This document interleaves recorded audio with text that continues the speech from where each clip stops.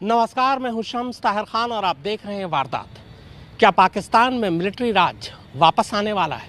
क्या पाकिस्तान में इमरान खान की सरकार जाने वाली है? ये खबर आपको बताऊं उससे पहले बात बिहार से आई एक अफसोसनाक खबर की। गुरुवार को बिहार की एक अदालत में दो पुलिस वाले एक जज के चैम्बर में दाखिल होते हैं और अचानक जज पर हमला कर देते हैं। इनमें एक थानेदार था। दोनों पुलिस वाले जज साहब को लातों और घूंसों से पीटते हैं। इतना ही नहीं, थानेदार अपनी पिस्टल निकालकर सीधे जज साहब पर तान देता है। दरअसल ये पुलिस वाले इस जज साहब से इसलिए नाराज थे क्योंकि वो उनके बॉस यानी एसपी को बार बार नोटिस भेजकर अदालत में बुलाया करते थे।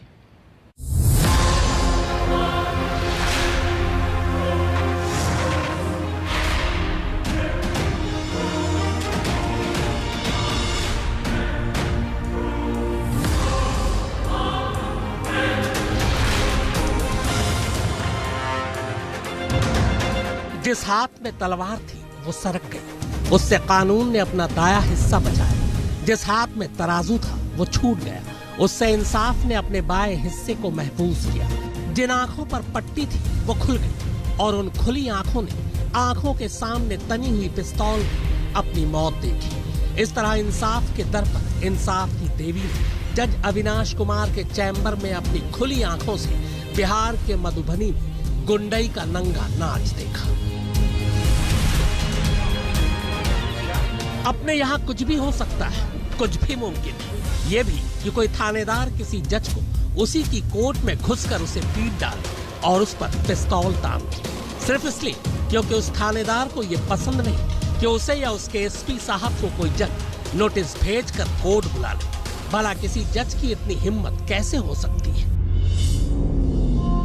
ये लोग एकाएक एडीजे के कक्ष में, कार्यालय में जो कक्ष है उसमें घुस गए और घुसते ही कहा कि तुम लोग, तुम्हारी हैसियत कैसे हो गई कि तुम हम लोगों को बुलाते हो, तुमको एडीजे मैं नहीं मानता। और यह कहते हुए वो अभिमन्यु कुमार सिंह मारपीट पर उतारू हो गया एडीजे साहब। जब तक हम लोग कुछ समझ पाते तब तक अभिमन्यु कुमार सिंह इनको लपड़ थप्पड़ चलाना शुरू कर दिया। इंसाफ के चीरहरण की शुरुआत हुई बिहार में मधुबनी जिला के झंझारपुर के एडीजे यानी एडिशनल डिस्ट्रिक्ट जज अविनाश कुमार ने एक मामले में घोगरडिया के थाना अध्यक्ष गोपाल कृष्ण यादव को कोर्ट में हाजिर होने के लिए कहा था दिन के 11 बजे। पर थानेदार साहब पहुंचे दोपहर 2 बजे। तब तक जज साहब कोर्ट से उठकर कोर्ट के साथ ही लगे अपने चैम्बर में जा चुके थे। तभी घोगरडिया थाना अध्यक्ष गोपाल कृष्ण यादव और उनके साथ सब इंस्पेक्टर अभिमन्यु कुमार सिंह जज साहब के चैम्बर में घुसे और गाली गलौज करते हुए उन पर दोनों ने लात घूंसों और थप्पड़ों की बौछार कर दी। गुस्सा और बढ़ा तो थानेदार साहब ने जज साहब पर पिस्तौल भी तान दी। एडीजे अविनाश कुमार को ये कहते हुए दोनों लगातार धमका रहे थे कि तुम्हारी हिम्मत कैसे हो गई हमें बुलाने की, हमारे एसपी साहब को बुलाने की। मांग करते हैं कि इस एसपी को इस मामले का मुदाला बनाया जाए। इस दोनों थाना प्रभारी और उसके साथ जो अभिमन्यु कुमार है उसके सहित इस एसपी की गिरफ्तारी हो। ये तो गनीमत थी कि जज साहब की चीखों में वो दर्द, वो डर, वो तकलीफ थी जिसने अदालत में मौजूद वकीलों का ध्यान खींच लिया और वो उन्हें बचाने के लिए दौड़ पड़े। वरना क्या पता जो इंसाफ की देवी अभी डर के सहमी थी उसकी चिता भी इन दुशासनों ने वहीं सजा दी होती। गुस्सा लाजिम था, आना भी चाहिए। कोई कैसे अदालत के अंदर इंसाफ को अपने कदमों के तले रौंद सकता है? वकीलों के इसी गुस्से ने थानेदार और दरोगा को कोर्ट परिसर में कैद कर दिया। थोड़ी देर में खबर पटना तक जा पहुंची। पटना हाईकोर्ट ने डीजीपी साहब को तलब कर लिया। दोनों पुलिस वाले गिरफ्तार हैं, मामला दर्ज हो चुका है और एसपी साहब जांच की बात कह रहे हैं। हालांकि जो एसपी साहब जांच की बात कह रहे हैं उन्हीं के नाम पर दोनों पुलिस वालों ने जज साहब की पिटाई की थी। अभिषेक कुमार झा, मधुबनी, आज तक। क्या पाकिस्तान में मिलिट्री राज वापस आने वाला है? क्या इमरान सरकार की विदाई तय हो चुकी है? क्या नवाज शरीफ वापस पाकिस्तान में फिर से अपनी कुर्सी संभालेंगे?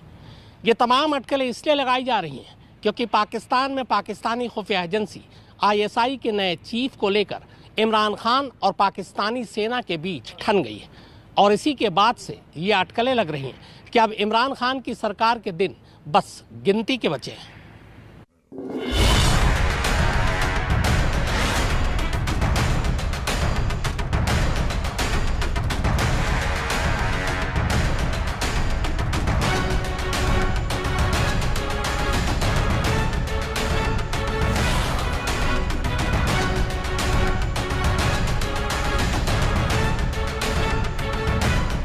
पवेलियन की तरफ कप्तान इमरान खान की विदाई की स्क्रिप्ट यूं तो अक्टूबर के महीने में ही तब लिख दी गई थी जब सेना ने पर्दे के पीछे से तहरीक लब्बैक पाकिस्तान के आंदोलन को हवा देना शुरू किया। हालांकि ये महज इल्जाम है जिसका अंदेशा पाकिस्तान के जानकारों को है, या यूं कहिए कि ये इत्तेफाक था कि इमरान खान की तमाम कोशिशों के बावजूद वक्त रहते सरकार इस आंदोलन को खत्म नहीं करा पाई।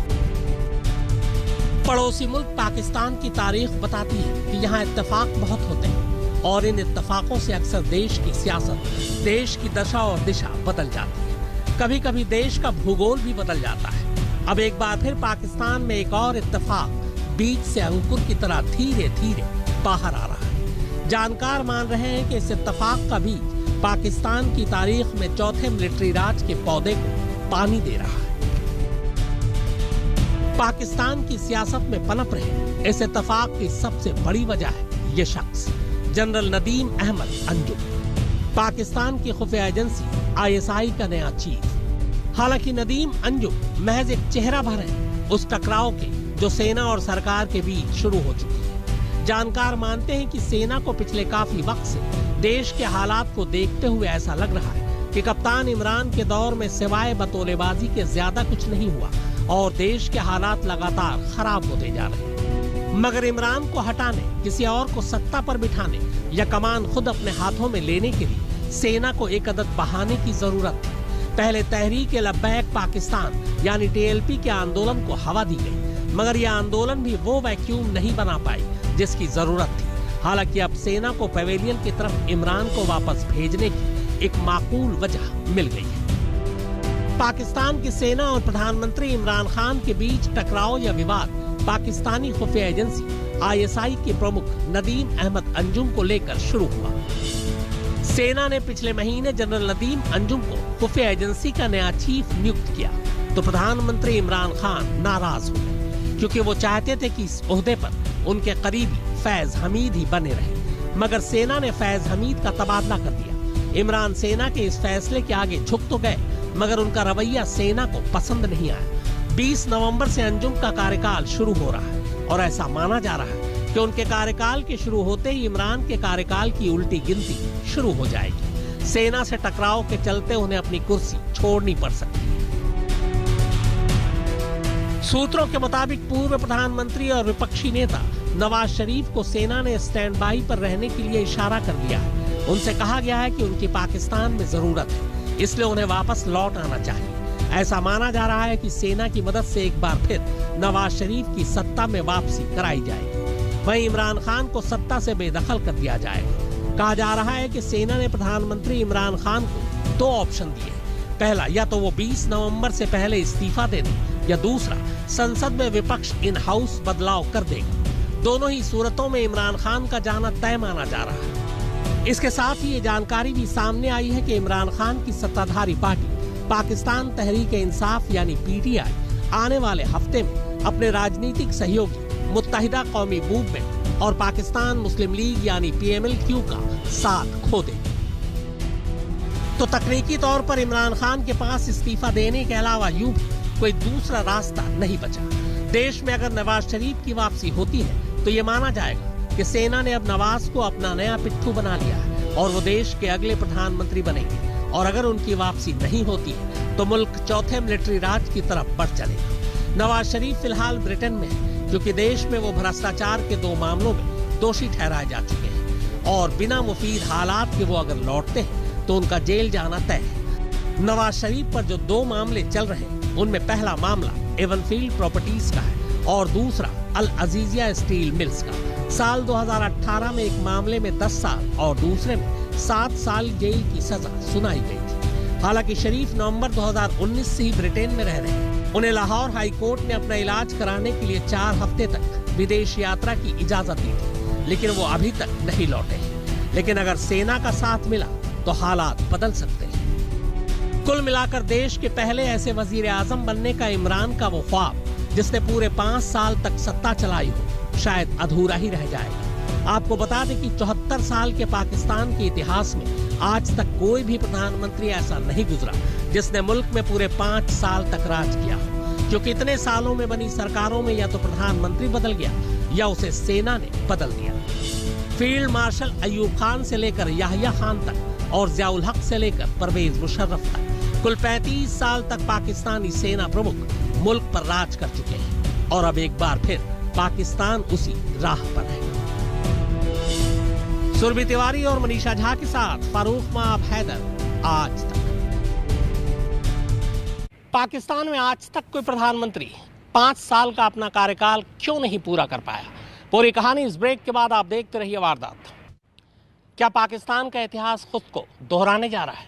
दरअसल जब से पाकिस्तान बना है तब से पाकिस्तान का ये इतिहास रहा है कि वहाँ आज तक कोई भी प्रधानमंत्री 5 साल का अपना कार्यकाल पूरा नहीं कर पाया।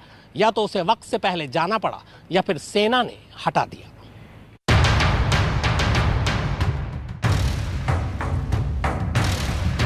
आजादी के बाद से ही पाकिस्तान की सियासत के साथ मार्शल लॉ एक जोक की तरह चिपका हुआ है। शुरुआत मुल्क के पहले प्रधानमंत्री लियाकत अली खान से हुई। 1951 में उनकी हत्या के बाद 1958 तक 6 बार प्रधानमंत्री बर्खास्त किए गए और आखिर में army chief field marshal Ayub Khan ने 7 अक्टूबर 1958 को सत्ता पर कब्जा कर लिया। उस दिन पहली बार पाकिस्तान ने लोकतंत्र में सैन्य हस्तक्षेप को अपनी नंगी आंखों से देखा था। अयूब खान ने पूरे 9 साल तक पाकिस्तान पर राज किया और फिर सन 1969 में जनरल याहिया खान ने तख्ता पलटकर उन्हें ही हुकूमत से बेदखल कर दिया। फिर सन 73 में जब पाकिस्तान में दोबारा लोकतांत्रिक सरकार बनी और जुल्फिकार अली भुट्टो ने मुल्क की कमान संभाली तो उन्होंने जियाउल हक को सेना प्रमुख बना दिया। मगर उसी जियाउल हक ने 4 जुलाई 1977 को जुल्फिकार अली भुट्टो के शासन को खत्म कर पाकिस्तान में तीसरी बार मार्शल लॉ लागू कर दिया और खुद सत्ता पर काबिज हो गए। यह पाकिस्तान के इतिहास में सबसे लंबे वक्त तक चलने वाला मार्शल लॉ था। जुल्फिकार अली भुट्टो को गिरफ्तार कर उन्हें फांसी पर चढ़ा दिया गया। हालांकि जियाउल हक को भी सत्ता रास नहीं आई और 1988 में एक हवाई दुर्घटना में वो मारे गए। इसके बाद फिर से पाकिस्तान में चुनाव हुआ और पीपुल्स पार्टी दोबारा से सत्ता में आई। इस बार जुल्फिकार अली भुट्टो की बेटी बेनजीर भुट्टो को 17 अगस्त 1988 को पाकिस्तान का नया वजीर आजम घोषित कर दिया गया। पाकिस्तान में सन 1988 से 1999 तक 4 सरकारें आई और चली गई। 1997 में नवाज शरीफ जब प्रधानमंत्री बने तो उन्होंने फिर वही गलती की जो उनके पहले के प्रधानमंत्री करते आए थे। नवाज ने अपने करीबी और भरोसेमंद जनरल परवेज मुशर्रफ को चीफ ऑफ आर्मी स्टाफ बना दिया। एक रोज जब जनरल परवेज मुशर्रफ श्रीलंका में थे तब नवाज शरीफ ने उन्हें शक के आधार पर सेना अध्यक्ष के पद से हटा दिया और जनरल अजीज को चीफ ऑफ आर्मी स्टाफ बना दिया। नवाज शरीफ शायद ये नहीं जानते थे कि जनरल अजीज परवेज मुशर्रफ के ही आदमी है और फिर वही हुआ जिसका डर था। जनरल परवेज मुशर्रफ ने श्रीलंका से लौटते ही नवाज शरीफ सरकार का तख्ता पलट कर दिया। मुशर्रफ ने नवाज शरीफ और उनके मंत्रियों को गिरफ्तार कर जेल में ठूंस दिया और सत्ता हथिया ली। फिर खुद को राष्ट्रपति घोषित कर दिया। अब एक बार फिर पाकिस्तान में सेना और इमरान खान सरकार में टकराव एक और मार्शल लॉ को दावत दे रहा है। सुरभि तिवारी और मनीषा झा के साथ फारूक माब हैदर, आज तक। तो वारदात में फिलहाल इतना ही, मगर आज तक पर खबरों का सिलसिला लगातार जारी है।